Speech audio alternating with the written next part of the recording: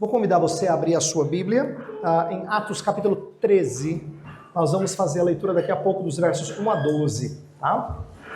Mas antes da gente fazer a leitura, deixa eu explicar a vocês, os nossos irmãos que são da IPPM e congregam conosco desde o começo, já estão habituados, mas a gente sempre tem visitante, então é bom a gente explicar como é que funciona a exposição da palavra aqui em nossa congregação. Eu tenho por hábito fazer séries pequenas de exposição sequenciada. Então hoje a gente vai começar uma série de exposições da primeira viagem missionária de Paulo, que está registrada nos capítulos 13 e 14 de Atos. Então no mês de agosto a gente vai expor esse texto, tá bom? Então o objetivo é a gente olhar para essa primeira investida missionária e aprender com esses novos avanços. Eu vou tentar explicar como essa é uma nova fase na vida da igreja e é importante para o nosso aprendizado. Então eu peço que você acompanhe a leitura que eu vou fazer, dos versos 1 a 12,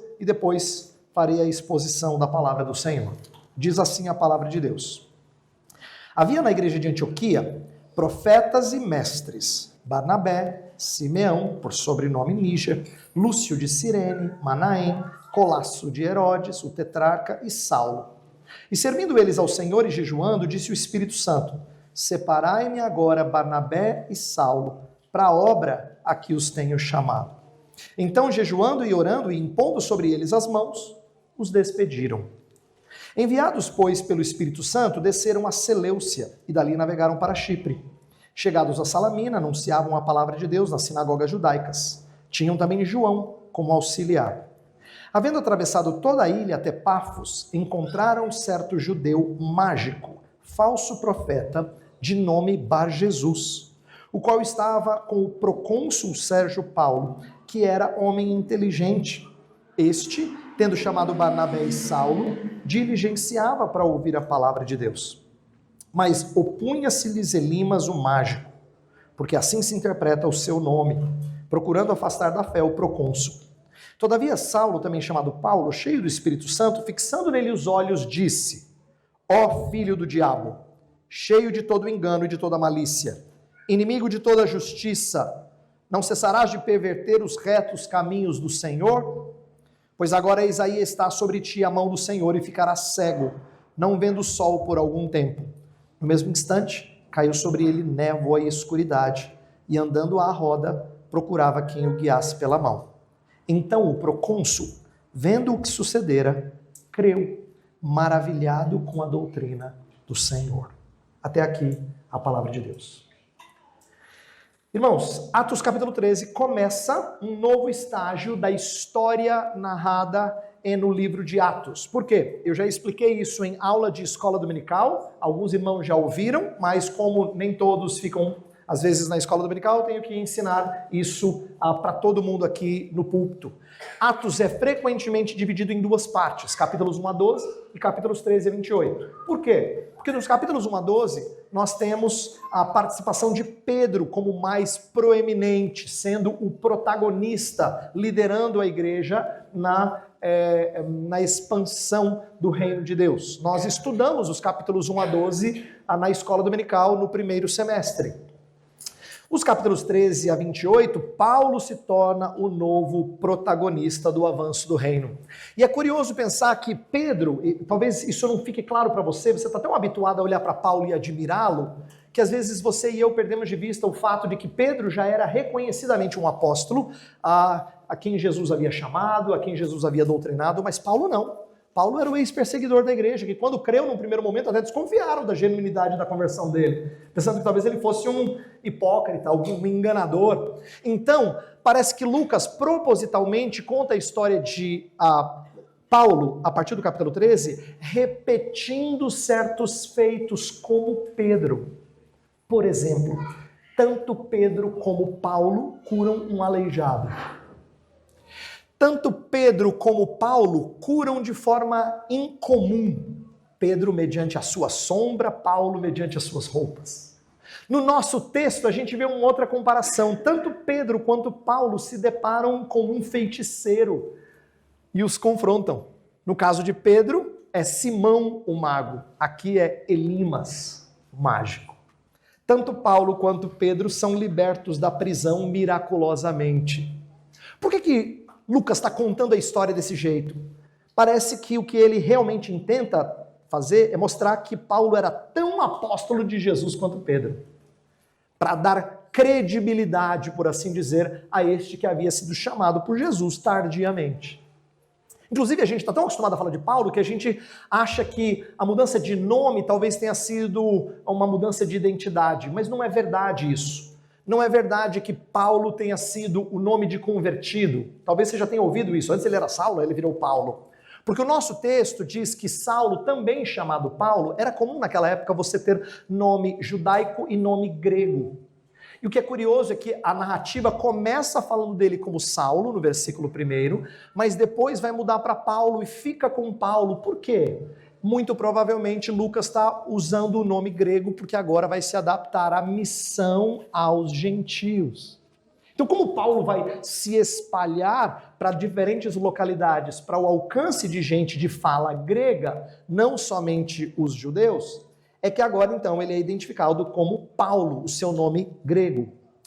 Antes, entenda por que esse é um novo momento. Antes, os gentios, quando eles queriam adorar o Deus verdadeiro, eles tinham que se tornar judeus, pelo menos nos seus costumes e regras da lei cerimonial. Então eles tinham que se circuncidar, eles tinham que se tornar adeptos da dieta alimentar, eles tinham que ser os chamados prosélitos, não é?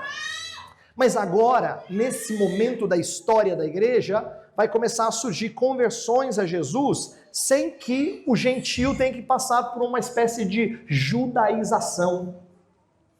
Então os gentios vão permanecer gentios, sem ter que se tornar judeus na prática da lei cerimonial. Então esse é um momento novo na história da redenção. Tanto é que no capítulo 15, que vai ser o finalzinho da nossa exposição, muito provavelmente no último domingo de agosto, a gente vai ver um concílio em Jerusalém tendo que resolver esse problema. Como é que pode gentio ficar gentil adorando o Deus dos judeus?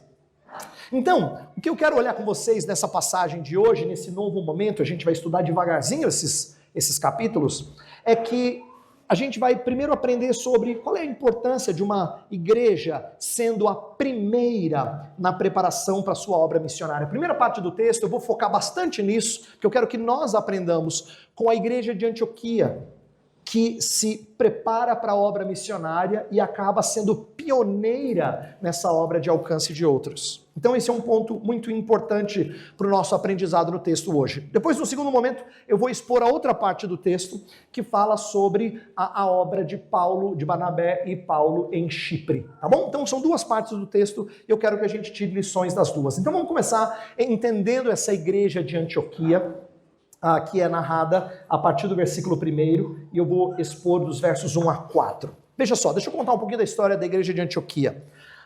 Se você se lembra da história de Atos, no capítulo 10, Pedro é chamado para pregar na casa de Cornélio. Só que isso dá um problemão. Por quê? Porque Cornélio não é um judeu. E os da circuncisão vão acusar Pedro de ter se contaminado porque entrou na casa de um gentio e comeu com um gentio. Então no capítulo 11, Pedro tem que explicar que o Espírito Santo abençoou Cornélio do jeito que tinha abençoado os judeus. E aí diz no versículo 18, no final de uma longa explicação, no 11 e 18, que finalmente, eles se alegraram porque o Senhor Deus estava abençoando também outros povos. E aí vem a história de como o evangelho chegou em Antioquia da Síria, que é a igreja que a gente está estudando no começo do nosso texto. No capítulo 11, a partir do versículo 19, diz que houve perseguição após a morte de Estevão e muitos saíram de Jerusalém, pregando a palavra apenas aos judeus. Mas teve um grupo em Antioquia que pregou o evangelho também aos gregos. E a mão do Senhor lhes acompanhou, lhes abençoou e trouxe várias conversões. Está lá no capítulo 11 de Atos, você pode olhar na sua Bíblia. O que é interessante eu destacar sobre essa história é que esse novo padrão de alcance missionário foi tão incômodo que a igreja de Jerusalém resolveu mandar um fiscal, Barnabé. Barnabé vai checar o que está acontecendo lá em Antioquia, porque eu ouvi falar que tem um monte de gregos se tornando crente. Como se eles pudessem adorar o Deus dos judeus e continuar grego, né? E aí Barnabé vai lá e diz o texto que quando ele chega, ele vê a graça de Deus e ele encoraja esses irmãos a continuarem firmes no Senhor. Olha que interessante, quando ele testifica da bênção de Deus, ele vai atrás de Saulo de Tarso e traz para a igreja de Antioquia e eles ficam lá 1 ano ensinando aquela igreja. Olha que curioso, essa igreja é mormente grega, sendo ensinada por 2 mestres judeus. E no final do texto, e eu faço questão de ler esse texto, abra a sua Bíblia para você ver, no capítulo 11, versículo 26, diz assim, vou ler o 25 e 26 para você entender o contexto. E partiu Barnabé para Tarso à procura de Saulo. Tendo-o encontrado, levou para Antioquia. E por todo 1 ano se reuniram naquela igreja e ensinaram numerosa multidão. Em Antioquia foram os discípulos pela primeira vez chamados cristãos. Por que é importante essa frase? Porque isso revela como a igreja de Antioquia quebrou paradigmas no bom sentido da palavra. Isto é, antes de você ser só judeu, imagina eu chegasse aqui e perguntasse, você é o quê? Você fala assim, não, eu sou do Ceará. Outro dissesse assim, eu sou de Minas. E outro dissesse, eu sou de São Paulo. E cada um com uma paixão de quem diz, o meu estado é o melhor. Agora, multiplica isso por 100. O judeu era exclusivista, tá? E pela primeira vez tem uma igreja em que judeus e gentios estão se alegrando e ninguém se chama de judeu, de gentio. Eles agora são chamados de cristãos. O que antes era um título virou um nome, uma identidade.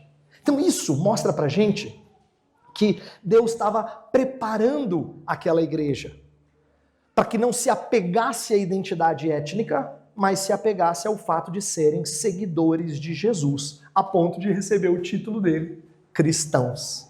Tá? Deus estava preparando essa igreja para ser a primeira na história da redenção a enviar missionários ao estrangeiro. Tem um outro aspecto também dessa igreja que eu preciso destacar, que está aqui no nosso texto. Agora vá para o capítulo 13. É a diversidade da liderança. Eu creio que essa é uma maneira de Deus dizer que ele estava preparando o alcance missionário ao colocar uma liderança bem diversificada. Porque a Bíblia não coloca palavras à toa, ela coloca ali para você tirar conclusões. Ela não conta detalhes que não sejam importantes. Então, olha o time de líderes da igreja de Antioquia, versículo 1 do capítulo 13 de Atos. Havia na igreja de Antioquia profetas e mestres, são citados 5. Barnabé, Simeão, Lúcio, Manaém e Saulo. Quem são esses 5? Primeiro, a gente sabe que Barnabé era um levita da ilha de Chipre. Isso é dito no capítulo 4, quando ele é apresentado na história narrada por Lucas. Tá? Ele era um judeu de nascimento, porque o nome dele era José. Mas ele passou a ser chamado Barnabé, que significa filho do encorajamento. Talvez porque ele tenha sido alvo de exortação, de consolação, é que ele se tornou um homem tão pastoral. Então, Barnabé, um levita, judeu, encorajador, pastoral. Depois é citado Simeão, que também tem por sobrenome Níger. Níger é uma palavra que significa de pele escura. Era uma referência ao fato de provavelmente ele ser do continente africano. Assim como Lúcio, que é de Cirene, também é de origem africana. Quem é Manaém? Manaém é colasso de Herodes. Essa é uma palavrinha que a gente não usa mais. Colasso é uma palavra antiga que significa alguém que foi criado junto. Ele é uma espécie de irmão de criação, a gente diria. De Herodes, o tetrarca. Quem é esse? Não é o Herodes do nascimento de Jesus, que mandou matar os meninos em Belém. Aquele é Herodes o Grande. É o Herodes que conduziu ao julgamento e condenação de Jesus Cristo. Tá? Então é muito importante que a gente entenda que o que está sendo descrito aqui é que algo bastante improvável aconteceu. Um homem que teve o mesmo convívio, a mesma infância com um cara mau como Herodes Antipas, Herodes o tetrarca, se torna alguém que dá a sua vida por Jesus. Entrega a sua vida por amor a Cristo. E por último, Saulo, que era um fariseu e ex-perseguidor da igreja. Você percebe que time distinto? O texto está dando dicas para você falar assim, uau, eu não imaginava que a igreja de Antioquia teria um time tão diversificado assim. Mas eu creio que isso nos traz uma lição. É importante que a gente entenda que Deus vai usar essa igreja de liderança diversa e que foi preparada em termos de bom convívio de judeus e gregos para ser aquela que vai alcançar outros. É como se Deus estivesse ensinando para a gente que primeiro a gente tem que tolerar as diferenças aqui dentro para a gente ter vontade de alcançar gente diferente lá fora. Entendeu? Se a gente gosta da uniformidade, a gente não faz o movimento. Por quê? Porque eu gosto de estar com quem é parecido comigo. Se o Tiago é parecido comigo, eu vou gastar tempo com o Tiago. Se o Ricardo é diferente de mim, eu não vou gastar tempo com o Ricardo. Esse é o natural da gente. Mas aqui não está acontecendo isso, percebe? Por isso que eu falei naquela série sobre Efésios 2 e 3, sobre a importância da gente ser unido por causa do Evangelho, não por causa de nossas afinidades. Porque é assim que a gente tem mais disposição de alcançar quem é diferente de nós. Quando você vai testemunhar e conviver com gente descrente, eles não são parecidos com você. E a gente fica incomodado, porque eles não têm os mesmos gostos, os mesmos amores, os mesmos interesses que nós. Então você tem uma paciência limitada de ficar com gente assim. Você percebe como Deus tem que preparar a gente aqui dentro? Talvez promovendo diferenças e convívio amoroso aqui dentro, para que a gente tenha disposição de alcançar lá fora. Eu creio que o nosso alcance missionário, de certa forma, é proporcional a quão dispostos a gente está de sair da nossa zona de conforto e chegar em contextos bem diferentes dos nossos. Tem um outro detalhe do nosso texto que é importante para você entender por que essa igreja se tornou tão missionária. É o fato de um texto tão pequeno ter 3 menções muito notórias da obra do Espírito Santo. Versículo 2 começa o Espírito Santo convocando os obreiros para a obra. Olha lá. E servindo eles ao Senhor e jejuando, isto é, eles estavam adorando a Deus e jejuando, disse o Espírito Santo: separai-me agora Barnabé e Saulo para a obra que os tenho chamado. Então, o Espírito falou, muito provavelmente por intermédio de um profeta, e disse: eu chamei. Depois o Espírito aparece novamente no versículo 4. Enviados, pois, pelo Espírito Santo, desceram a Seleucia, dali navegaram para Chipre. E por último, no versículo 9, diz que Saulo, cheio do Espírito Santo, confrontou Elimas, aquele mágico falso profeta. Então, num texto curto de 12 versos, a gente tem 3 menções à atuação do Espírito. O Espírito diz e chama, o Espírito envia, o Espírito enche. Eu creio que isso seja importante, notório. Notório para a gente entender que Atos é a operação do Espírito Santo. Lembra que a gente leu aqui? Bruno leu com vocês Atos 1:8, que fala que descerá o poder de Deus sobre vocês. Vocês serão minhas testemunhas. É o Espírito Santo. Então, quando Atos começa a narrar a expansão, por exemplo, quando foi para Samaria, Filipe está sendo guiado pelo Espírito para ir para Samaria. É o Espírito que está conduzindo. E não é diferente com a primeira viagem missionária de Paulo. É o Espírito que está conduzindo. Então, queridos, observe que o texto está dizendo para a gente que antes do que nossa missão, ela é primeiramente missão do Espírito. A missão não é iniciativa ou ideia nossa. Ela é ideia de Deus. Ela é iniciativa de Deus. Porém, não significa que a gente não tenha atuação nisso. Esse é um engano que às vezes quem é reformado tem. Seria a mesma coisa que eu dissesse assim: a missão não é sua, portanto não faça nada. É o Espírito quem faz. Mas o texto não permite a gente concluir assim. Tanto é que no versículo 3, diz que os irmãos da igreja, depois de jejuar e orar e impor as mãos sobre eles, isto é, Barnabé e Saulo, os despediram. Então quem é que os enviou para o campo missionário? Os irmãos da igreja. Mas no versículo 4 diz que foi o Espírito Santo. Mas peraí, o Espírito Santo ou os irmãos da igreja? Quem diz que é um ou outro? É isso que a gente tem que aprender com a palavra de Deus. A Escritura está ensinando a gente a olhar para um mesmo ato como envio do Espírito e comissionamento da igreja. É uma ação em que Espírito e igreja agem concorrentemente, concordemente. O envio da igreja é sinônimo do envio do Espírito. Qual é a lição que eu creio que a gente tira disso? É que quando a gente fala da operação do Espírito, entenda isso muito bem, a gente não deve, com isso, reagir com um certo quietismo, cruzar os braços. Quando a gente fala que a missão é uma operação do Espírito, isso deve nos impelir a irmos até o lugar onde tem que ser pregado o Evangelho. A gente não pode dissociar a obra do Espírito de sermos ouvintes e praticantes da palavra. Por exemplo, tem pessoas que falam muito do Espírito, igrejas evangélicas que amam falar do aspecto carismático da sua fé, entendem que ser movido pelo Espírito é uma coisa desconectada da palavra. Tanto é que tem muita gente que diz que o Espírito o conduziu, o levou, e o Espírito fez, e o Espírito falou, e o Espírito tal, e o Espírito aquilo.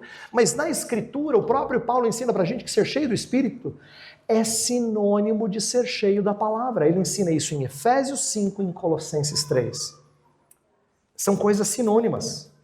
Então isso significa que ser movido pelo Espírito não é uma pessoa assim que tem uma sensibilidade especial para ser dirigido pelo Espírito. Não é isso. Ser guiado pelo Espírito significa ser cheio da palavra, cheio do amor por Deus e pelo próximo e, consequentemente, levado a alcançar aquele que está perdido. Então eu quero que você entenda a relação da obra do Espírito com a nossa atuação. Isto é, o fato do Espírito estar chamando, enviando, enchendo, não significa que a igreja de Antioquia cruzou os braços. Pelo contrário, ela foi movida. Agora, quando eu falo que ela foi movida, ela foi impulsionada, eu acho que tem cristãos que ainda entendem isso errado. Você já ouviu gente dizer assim, ó, irmão, você tem que fazer a sua parte. Porque Deus já fez a parte dele, agora você tem que fazer a sua parte. Quem explica a soberania de Deus desse jeito, divide as coisas em parte de Deus, parte nossa. Mas a Bíblia não funciona assim. A soberania de Deus é Deus agir através de nós. De tal forma que tudo é de Deus, mas ainda assim nós participamos disso. Então quando a gente entende as coisas desse jeito, você pode dizer que a igreja de Antioquia enviou missionários, mas foi iniciativa do Espírito. E as duas coisas serem verdadeiras. Eu creio que a gente deve fazer a mesma coisa.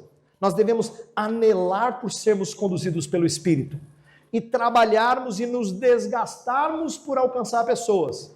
Mas no final a gente vai dizer assim, foi Deus, não fui eu, foi o Senhor. E aí tem um envio de missionários propriamente dito, que eu acho que também tem algo importante a nos ensinar. Olha só, eu já disse que Antioquia provavelmente foi a igreja pioneira no envio de missionários aos gentios. Estou dizendo isso por quê? Porque na história bíblica a gente tem pessoas que vão ao estrangeiro, mas não comissionados por uma comunidade de fé. Por exemplo, Elias foi para o estrangeiro, a gente leu no texto de hoje. Elias alcançou uma viúva fora. Eliseu também foi. Jonas, a gente conhece a história, foi. O próprio Jesus passou por Decápolis, que era fora dos limites de Israel. Mas, no entanto, nenhum deles foi propriamente dito comissionado por uma igreja, por uma comunidade de fé. Então, Antioquia é um momento novo em que o Espírito de Deus está ensinando que é a igreja que envia missionários. O Espírito fala. Eles estavam em jejum. O jejum aqui não é detalhado pelo que eles jejuavam, provavelmente estavam em oração, mas o jejum em geral indica uma expectativa forte, um anelo intenso. Quem jejua está desejoso, ardentemente desejoso de uma bênção divina. Talvez eles quisessem algum direcionamento divino em relação a como agir no alcance de outras pessoas, talvez para a obra missionária. Então, embora o texto não explicite, o fato deles estarem intensamente buscando o Senhor, mostram que foi assim que Deus falou com eles. Eles foram guiados pelo Espírito a enviar Paulo e Barnabé. E aqui uma das coisas que chama a minha atenção é assim, o texto fala, tinham 5 líderes. O Espírito disse assim, abre mão de 2. Você entende como o trabalho missionário tem um custo? Seria muito fácil mandar o reserva, né, Estevão? Manda o reserva. Vai lá jogar o da base. Manda ele. Mas não, pegou o principal centroavante e o melhor volante. Os 2 e mandou, é esses que vão sair. Mas vai desfalcar, a gente fala. Entenda como o princípio é de perda por amor ao alcance da obra. Saulo, Barnabé e Saulo, 2 dos melhores entre eles, 2 dos 5 líderes. E o texto diz que também João Marcos foi como um ajudante. João Marcos era primo de Barnabé. Observe como tudo isso mostra como a igreja está disposta a quebrar essa barreira e a gastar o que tem que gastar.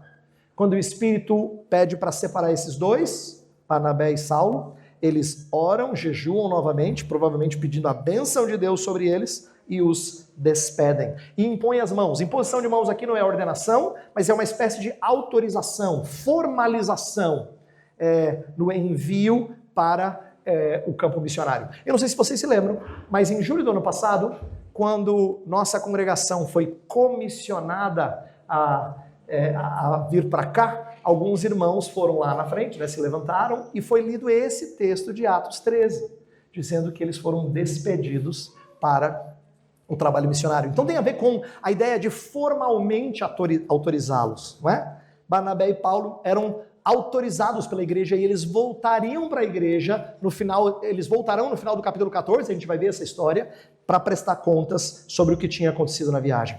O que eu quero tirar de lição aqui nessa observação sobre o envio?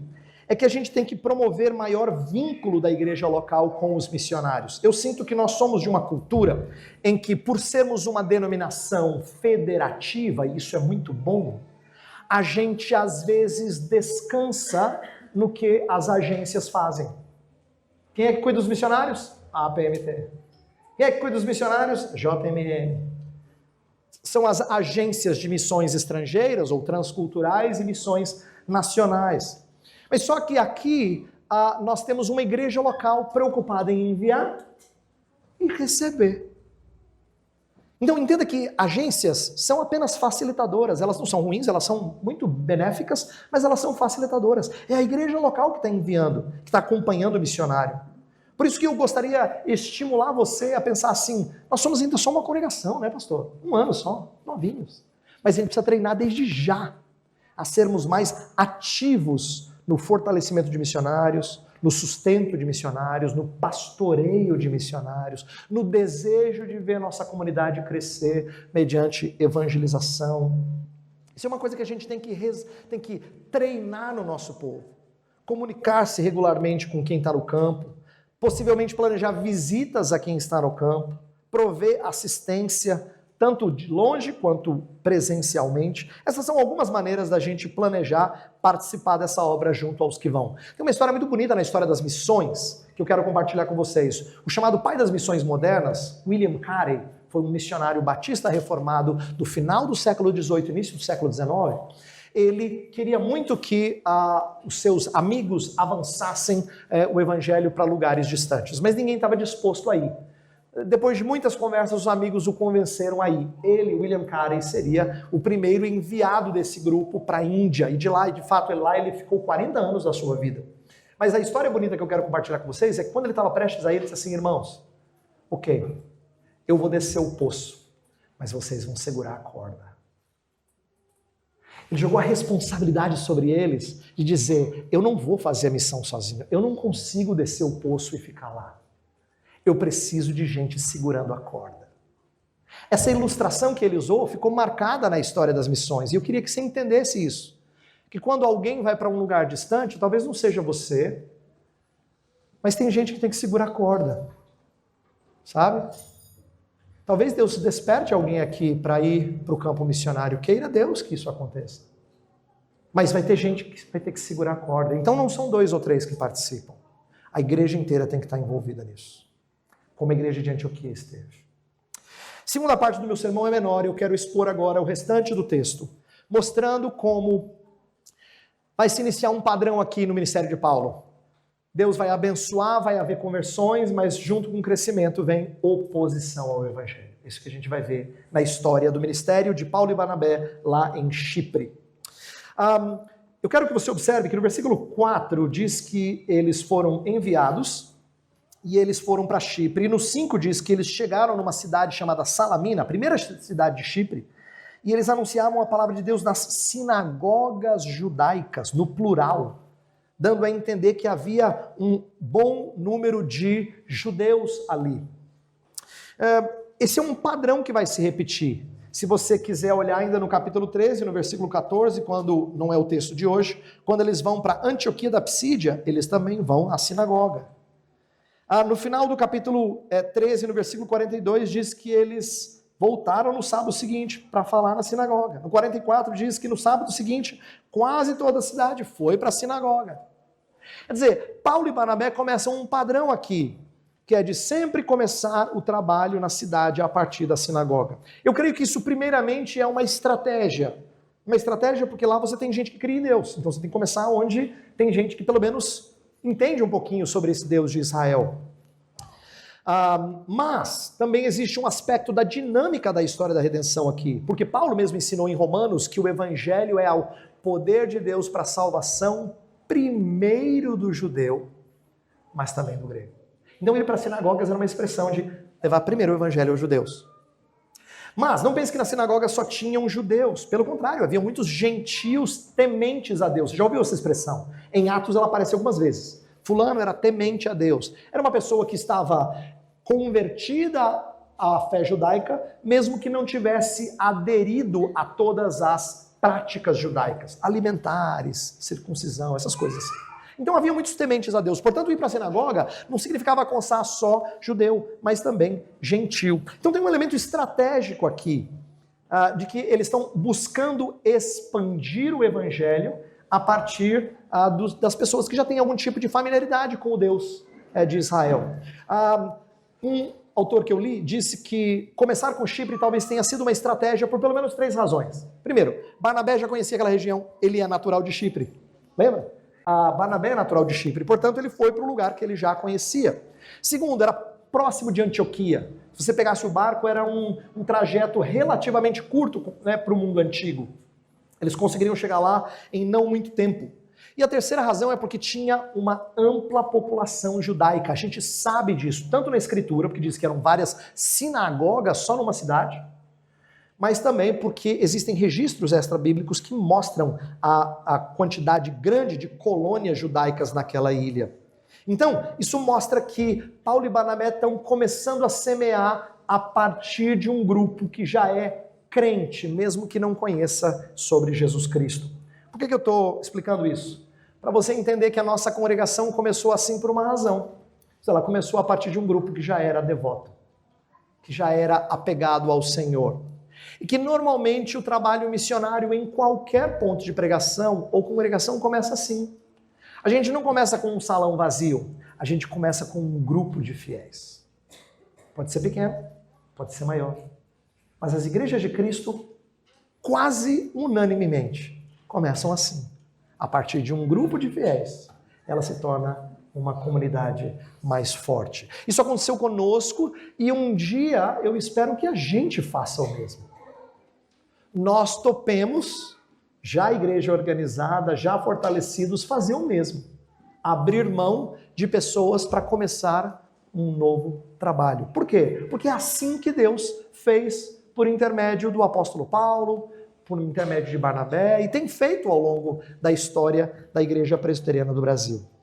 Mas quando eles fizeram esse tipo de trabalho, nosso texto prossegue em dizer que alguns receberam, outros rejeitaram. O texto não fala o que aconteceu em Salamina, só diz que eles pregaram lá em Salamina e depois foram para Pafos, versículo 6. Atravessado toda a ilha, dá a impressão de que eles foram, talvez, pregando ao longo do caminho, a gente não sabe, chegaram na capital da província, Pafos. E lá eles se depararam com Bar Jesus, um mágico, que passou a ser chamado de Elimas. Elimas provavelmente é uma transliteração de um termo aramaico que significa mago. Então, Bar Jesus era o nome dele, mas passou a ser chamado Elimas. E esse homem é chamado por Lucas de falso profeta, porque ele estava pervertendo o entendimento daqueles que se aproximavam do Deus verdadeiro. Por que eu digo isso? Porque Sérgio Paulo, que vai ser mencionado aqui como o governador da região, o procônsul, ele tem interesse na pregação de Barnabé e Saulo. Ele chama eles. Mas já tinha um judeu ali azucrinando, pervertendo o entendimento de Sérgio Paulo. Então, esse Elimas é uma influência maligna de perversão. Então ele se aproxima do governador, talvez porque ele quisesse ter algum tipo de influência sobre outros, não é? E ele vai ser aquele que, num primeiro momento, vai barrar, vai macular a imagem de Barnabé e Saulo. O procônsul chama, talvez influenciado por esse Bar Jesus, chama os missionários para uma conversa, para dizer assim, peraí, o que vocês estão fazendo aqui? Vão bagunçar o coreto aqui? Está tudo funcionando bem antes de vocês chegarem. Pode ser que fosse uma espécie de prestação de contas. Só que também o texto, e eu falo que as palavras na Bíblia não são à toa, menciona que esse era um homem inteligente. Você vai dizer, está na posição que ele está, é óbvio que ele tinha que ser inteligente. Mas Lucas não está gastando tinta à toa. Ele está dizendo, esse é um homem interessado em coisas. Ele provavelmente é alguém, tipo aqueles de Atenas, que queriam saber as novidades. Ele é um homem interessado.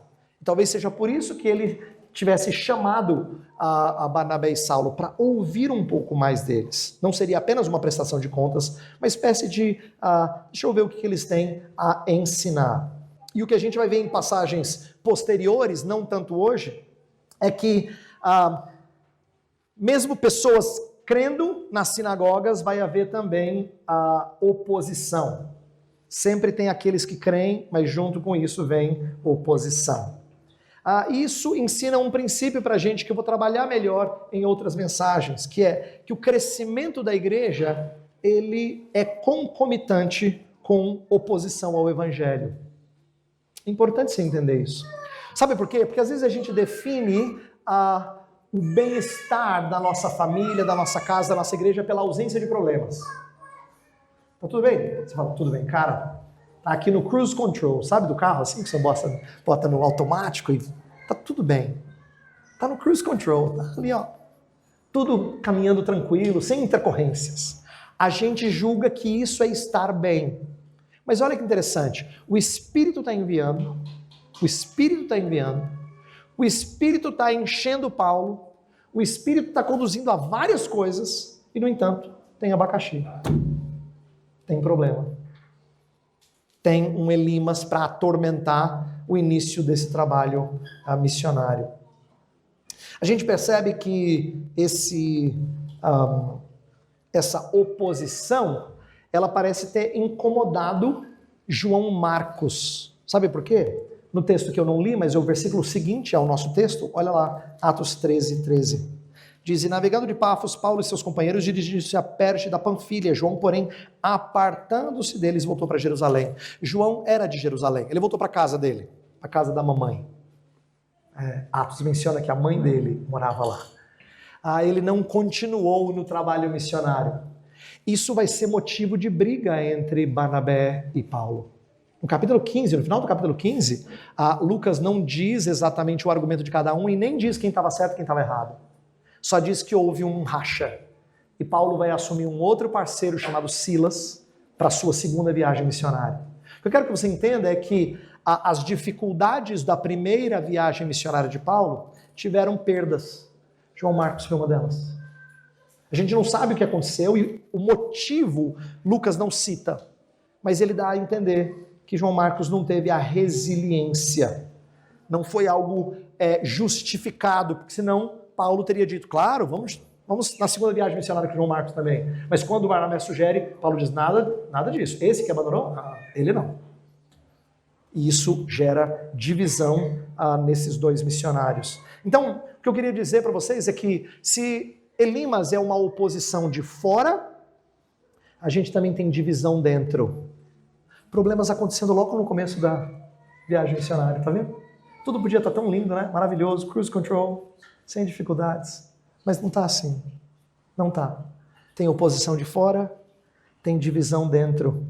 Os problemas acompanham as belas empreitadas missionárias guiadas pelo Espírito. Deus não impediu que o trabalho frutificasse, tá? Deixar isso bem claro. Tanto é que o texto mostra que quando Elimas estava se opondo a Paulo, Paulo então o confronta. É como se Deus trouxesse um castigo adequado ao que ele estava fazendo. O que ele fazia? Ele pervertia a fé das pessoas, né? Jesus disse que os homens que faziam isso, aos fariseus, ele disse, vocês são guias cegos.